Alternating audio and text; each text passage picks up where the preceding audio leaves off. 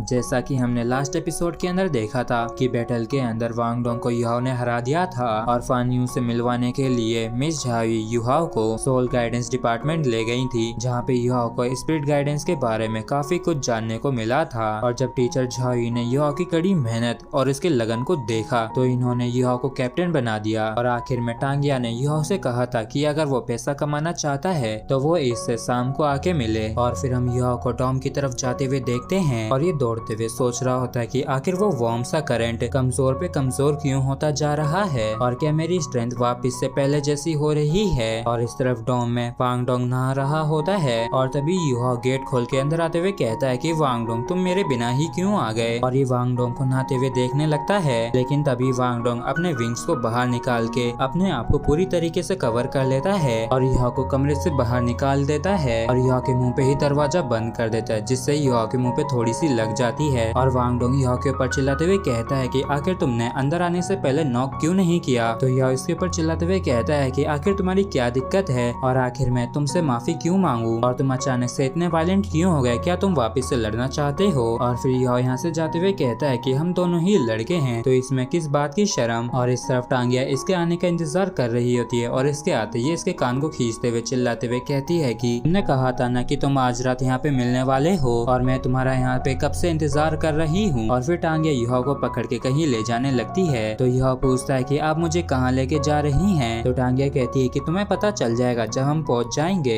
और फिर टांगिया एक स्टॉल दिखाते हुए युहाओ को कहती है कि ये है तुम्हारे लिए सरप्राइज। और इस फिश कार को देख के युहाओ भी थोड़ा सा खुश होता है और टांगिया युहाओ से कहती है कि इससे तुम्हारे खर्चे चलते रहेंगे और तुम्हें रहने में भी कोई दिक्कत नहीं होगी। और चलो अब इसे आजमाते हैं। और रात के समय ये पूरा मार्केट सा बन जाता है और इस स्ट्रीट में जगह जगह फूड्स की स्टॉल्स लगी हुई होती हैं और ये सभी स्टॉल्स ही काफी चल भी रही होती हैं। और इस तरफ युहाओ ने भी अपनी रोस्टेड फिश को बनाना शुरू कर दिया होता है और युहाओ को फिश बनाते देख टांगिया इससे कहती है कि तुम तो सच में हीट को काफी अच्छी तरीके से कंट्रोल करना जानते हो और मिस लिन के जो कैफेटेरिया है उसमें फिश 1 कॉपर कॉइन की बिकती है, लेकिन तुम अपनी स्किल्स के हिसाब से इन्हें 5 कॉपर कॉइन्स में बेच सकते हो। और तभी युहाओ पूछता है कि सीनियर कहाँ है। तो टांगिया कहती है कि तुम भाई की चिंता मत करो, तुम तो बस अपनी फिश पे फोकस करो और इसमें मैं तुम्हारी मदद करूंगी। और तभी युहाओ की काफी सारी फिशेस बन के तैयार हो गई होती हैं, जिन्हें टांगिया प्लेट में जमा के बेचने की काफी कोशिश कर रही होती है, लेकिन हर कोई इसकी फिशेस के लिए मना कर रहा होता है और कोई भी इनकी फिशेस के ऊपर जरा सा भी ध्यान नहीं देता है। और कई बार ये इन फिशेस की कीमतों को भी कम करती है, लेकिन तब भी कोई इनकी फिशेस को कोई भाव नहीं दे रहा होता है। और जब काफी देर तक कोई ग्राहक इनके पास नहीं आता है तो ये दोनों ही थक हार के उदास बैठ जाते हैं और टांगिया का काफी तगड़ा वाला दिमाग खराब हो जाता है और ये चिल्लाते हुए कहती है कि आखिर इतनी ज्यादा डिलीशियस ग्रिल्ड फिश बिक क्यों नहीं रही हैं। और जब इन्होंने फिशेस को फ्री कर दिया था तब भी इसके काफी देर से एक मोटा सा व्यक्ति आता है जो युहाओ के फिश को सूंघते हुए कहता है कि आखिर इस फिश में ऐसा क्या खास है। और जैसे ये फिश को सूंघता है तो ये एक वियर्ड सा लुक देता है और इस वजह से टांगिया और युहाओ ये दोनों ही काफी हैरान होते हैं, लेकिन तभी ये खुशी के मारे झूम उठता है और काफी ज्यादा खुश होते हुए चिल्लाते हुए कहता है कि ये तो सच में काफी ज्यादा अमेजिंग है और आज से पहले मैंने कभी भी इस जैसी डिलीशियस चीज कभी नहीं खाई। और इसकी आवाज को सुन के सभी लोगों का ध्यान युहाओ की स्टॉल पे आता है और एक ही पल में युहाओ की स्टॉल के ऊपर काफी ज्यादा भीड़ लग जाती है। और तभी टांगिया इन सभी के बीच में आके चिल्लाते हुए कहती है कि फ्री वाला ऑफर खत्म हो चुका है। और जैसे जैसे ये रोस्ट फिश बिक रही होती हैं वैसे वैसे इनकी कीमतें भी बढ़ने लगती हैं और देखते ही देखते इनकी कीमतें पहले के जैसे 5 कॉपर कॉइन्स तक पहुंच जाती है। और इतनी ज्यादा सेलिंग को देख के टांगिया काफी ज्यादा खुश होती है और कहती है कि ऐसे तो हम काफी जल्द ही अमीर हो जाएंगे। और तभी यहाँ की सबसे ज्यादा सुंदर लड़की जियांगनान आने लगती है, जिसकी सुंदरता को देख के सभी लोग ही काफी हैरान होते हैं। और ये युहाओ की स्टॉल पे आके उससे पूछती है कि ये ग्रिल्ड फिश कितने की है। तो युहाओ इसे 5 कॉपर कॉइन्स बताता है। तो जियांगनान कहती है कि ये तो थोड़ा महंगा है और इसकी कीमत और प्रोसेस के हिसाब से 3 कॉपर कॉइन्स काफी होने चाहिए और इसमें भी तुम्हारे पास काफी कुछ बचेगा। तो युहाओ कहता है कि माफ करना, इस ग्रिल्ड फिश की कोई दूसरी कीमत नहीं है और तो और आज की सारी फिशेस बिक चुकी हैं। तो जियांगनान कहती है कि मुझे माफ करना ऐसे ही तुक्का लगाने के लिए, और अगर मुझे मौका मिला तो मैं जरूर इसे आजमाना चाहूंगी। और तभी अचानक से एक लड़का युहाओ के ऊपर कॉइन से अटैक कर देता है, जिसे टांगिया अपने हिडन वेपन से ब्लॉक करती है और ये कॉइन जाके युहाओ की भट्टी में जा अटकता है। और तभी अचानक से ये लड़का काफी तेजी से युहाओ की ग्रिल्ड फिश लेने की कोशिश करता है, लेकिन युहाओ समय पे अपनी फिश को यहाँ से हटा लेता है। और क्योंकि ये लड़का काफी तेज और ताकतवर था, तो ये बड़ी ही आसानी से युहाओ से उसकी फिश ले लेता है और उसकी गर्दन पकड़ लेता है। और इसे ऐसा करता देख जियाननान कहती है कि आखिर तुम ये क्या कर रहे हो। और तभी बाई बाई इस बंदे के ऊपर थंडर पंच से अटैक कर देता है, लेकिन ये बंदा बड़ी ही आसानी से बाई बाई के इस पंच को रोक लेता है, जिसके बाद ये दोनों ही एक दूसरे से पीछे हट जाते हैं। और टांगिया गुस्से से चिल्लाते हुए कहती है कि जू सांसी, आखिर तुम्हारी हिम्मत टांग क्लैन के लोगों को बुली करने की कैसी हुई। और इतना कहकर टांगिया इसके ऊपर निडल से अटैक कर देती है और ये टांगिया की 2 निडल्स को तो बड़े ही आराम से ब्लॉक कर लेता है, लेकिन तीसरी वाली इसकी बैक में घुस जाती है और इससे इसे दर्द तो होता है, लेकिन ये अपने इस दर्द को अपने चेहरे पे नहीं दिखने देता है। और फिर जू सांसी कहता है कि टांगिया, क्या तुम्हें ये लगता है कि मैं तुम्हें हराने की पीटने की हिम्मत नहीं कर सकता हूँ। तो टांगिया इससे कहती है कि आ जाओ, वैसे भी तुमसे डरता कौन है। और फिर बाई बाई आगे आते हुए कहता है कि जू सांसी, तुमने मेरे छोटे भाई को बुली किया है, तो तुम्हें आज मुझे इस चीज का हिसाब तो देना ही होगा, नहीं तो चल के सोल बैटल एरिया के अंदर चल के लड़ते हैं। और बाई बाई की बात को सुन के जू सांसी कहता है कि ये तुम्हारा छोटा भाई है, तो इसमें मैं क्या करूं। अगर ये जियांगनान को रिस्पेक्ट नहीं दे रहा है तो इसका मतलब कि ये मुझे भी नहीं दे रहा है, और मैं पहले ही उस चीज की इसे कीमत दे चुका हूँ। तो टांगे कहती है कि युहाओ ने उसे मेरे लिए छोड़ा था। और फिर टांगे कहती है कि भाई भाई तुम अब भी उससे क्यों बात कर रहे हो, जाके उसे कूट डालो, और तब तक जब तक कि ये अपना ध्यान भी ना रख पाए। तो जू सांसी कहता है कि तुम्हारी जोया तो ये अब भी पागल है, और चलो सोल बैटल एरिया में चलते हैं। और ये जाते हुए फिश को टांगिया की तरफ फेंक देता है और टांगिया इस फिश को पकड़ के बड़े आराम से खाने लगती है। और फिर टांगिया युहाओ से कहती है कि चलो चल के देखते हैं। और इन दोनों की बैटल करने की खबर चारों तरफ फैल जाती है और इन दोनों की बैटल को देखने के लिए काफी सारे लोग आए हुए होते हैं और ये एरिना खचाखच लोगों से भर जाता है। और तभी यहाँ पे युहाओ और टांगिया और आके बैठ जाते हैं और युहाओ कहता है कि सीनियर ब्रदर और जू सांसी के बीच की बैटल को देखने के लिए काफी सारे ट्रेनीज आए हुए हैं। तो टांगिया कहती है कि हाँ ऐसा तो होना ही था, क्योंकि बाई बाई जो कि एक strongest attack martial soul spirit master है, वो भी पूरे 10,000 लोगों के बीच में, जबकि दूसरी तरफ 10,000 लोगों के बीच में जू सांसी है जिसका सबसे स्ट्रॉन्गेस्ट डिफेंस मार्शल सोल है। और मैं तो जानती ही थी कि इनकी ये बैटल काफी लोगों को अट्रैक्ट करेगी। और इस चीज को सुन के युवा काफी हैरान होता है और खुश होते हुए कहता है कि सीनियर ब्रदर तो सच में काफी ज्यादा स्ट्रॉन्ग है, जबकि जू सांसी के पास भी स्ट्रॉन्गेस्ट डिफेंस मार्शल सोल है। और इस तरफ जू सांसी के पिछवाड़े का हाल बेहाल हो रखा होता है टांगिया की उस निडल की वजह से। और बाई बाई एक टेक्निक को इस्तेमाल करके इसके पिछवाड़े में से वो निडल बाहर निकाल लेता है, जिस वजह से सांसी को काफी दर्द होता है। और ये बाई बाई से कहता है कि तुम्हारी जोया तो काफी निर्दयी है, और इतना दर्द देने से बढ़िया वो सीधे मुझे मार ही देती, वो वास्तव में एक नंबर की चुड़ैल है। तो बाई बाई कहता है कि बेकार की तो बकवास मत करो और अब जल्दी से मुझे जुआन सुई पिल दो, नहीं तो मैं इसे वापिस से उसी जगह में घुसेड़ दूंगा। और जू सांसी इस चीज को सुन के डरते हुए कहता है कि हे रुको, मुझे डराओ मत। और जब जू सांसी जुआन सुई पिल बाई बाई को दे रहा होता है तभी एक लड़की आके कहती है कि जब आप दोनों तैयार हो जाएं तब बैटल फील्ड में आ जाएं। तो जू सांसी इसके ऊपर शेखी झाड़ते हुए कहता है कि हम हर समय खेलने के लिए तैयार रहते हैं। और ये लड़की जू सांसी की काफी तगड़ी वाली दीवानी हो जाती है। और फिर बाई बाई जू सांसी को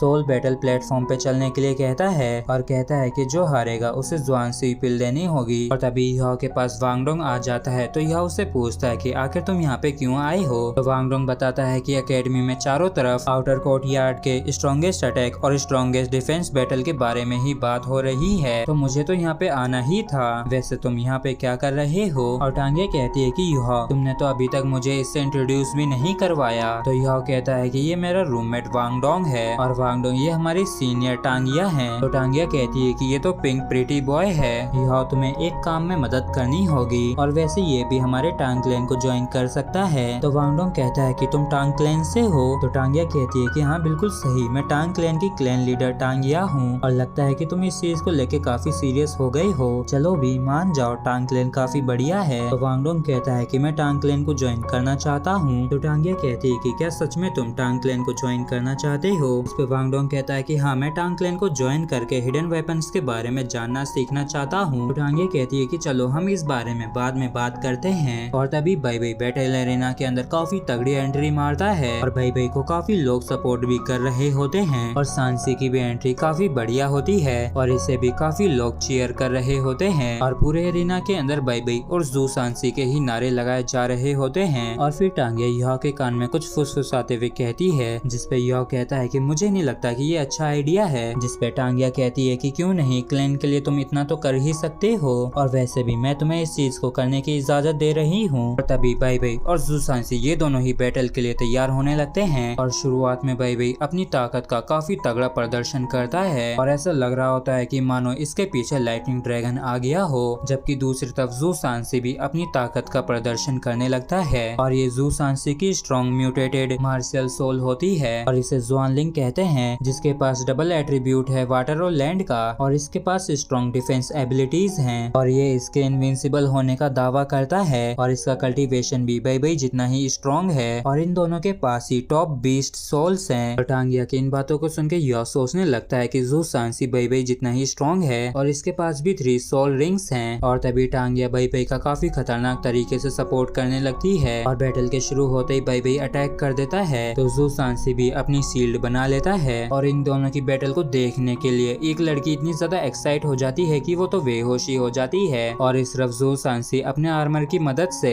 बाई के अटैक्स को ब्लॉक करने लगता है और ये दोनों ही हैंड टू हैंड कॉम्बैट के अंदर एक दूसरे को काफी अच्छी टक्कर दे रहे होते हैं और बाई कहता है कि तुम्हारा ये मूव काफी अच्छा था, तो चलो ड्रैगन क्लो को भी आजमा लेते हैं और फिर बाई अपनी थर्ड सोल स्किल को इस्तेमाल करने लगता है और इसका इस्तेमाल करते हुए काफी तेजी से जू सांसी की तरफ उसके ऊपर अटैक करने के लिए बढ़ने लगता है। तो इसे आते हुए देख जू सांसी कहता है कि चलो देखते हैं कि तुम्हारे क्लॉज ज्यादा शार्प हैं या फिर मेरी शील्ड ज्यादा स्ट्रॉन्ग है और इतना कहके जू सांसी काफी खतरनाक तरीके से अपनी फर्स्ट सोल स्किल को इस्तेमाल करने लगता है और अपनी फर्स्ट सोल स्किल को इस्तेमाल करते हुए मिस्ट्री सर्कल को इस्तेमाल करता है, जिस वजह से जू सांसी के आगे कई शील्ड सी बन जाती हैं और जैसे ही बाई इसकी शील्ड से भिड़ता है तो बाई इसे नहीं तोड़ पाता है और इससे पीछे हटना पड़ता है और स्वानविंग फॉर्मेशन का इसके ऊपर थोड़ा सा असर होता है और फिर जू सांसी बाई के ऊपर अपनी शील्ड से अटैक करते हुए कहता है कि अगर तुम एक्शन लेने की जल्दबाजी करते हो तो इससे सिर्फ तुम्हारी वीकनेस ही एक्सपोज होगी और जू सांसी की ये शील्ड बाई को काफी पीछे तक ले जाती है और जब बाई इस शील्ड को ब्लॉक कर रहा होता है तभी जू सांसी पीछे से अटैक कर देता है तो बाई इसकी शील्ड को साइड में फेंक के इसके पंच को ब्लॉक करने लगता है, लेकिन तभी वो शील्ड घूम के वापस से आने लगती है, इसे बाई काफी मुश्किल से डॉज कर पाता है और इस मौके का फायदा उठा के जू सांसी इसके ऊपर काफी खतरनाक पंच करने लगता है और ये पंच करते हुए कहता है कि अगर जीतने के बारे में सोच के तुम परेशान होते रहोगे तो जीतने का तो पता नहीं लेकिन तुम हार जरूर जाओगे। और इस तरफ यह भी अपनी एबिलिटीज को इस्तेमाल करने लगता है और इस तरफ जू सांसी ने अपनी थर्ड सोल स्किल से अटैक कर दिया होता है, जिसके काउंटर में बाई सेकंड सोल स्किल का इस्तेमाल करता है और ये दोनों ही अपनी पूरी पावर से एक दूसरे के ऊपर अटैक करने वाले होते हैं, लेकिन तभी यह मेंटल शॉक से जू सांसी के ऊपर अटैक कर देता है, जिस वजह से जू सांसी का सिर घूमने लगता है और काफी ज्यादा सिर दर्द भी होने लगता है और जू सांसी कुछ भी समझ पाता या संभल पाता उससे पहले ही बाई इसके ऊपर काफी ज्यादा खतरनाक अटैक कर देता है और बाई के इतने ज्यादा खतरनाक अटैक की वजह से जू सांसी काफी दूर जाके गिरता है और यहाँ तक कि इसके वजह से जू सांसी बेहोश भी हो जाता है और इसके साथ ही बाई ने इस फाइट को जीत लिया होता है और पहले तो यह अपनी स्पिरिचुअल पावर को यूज करके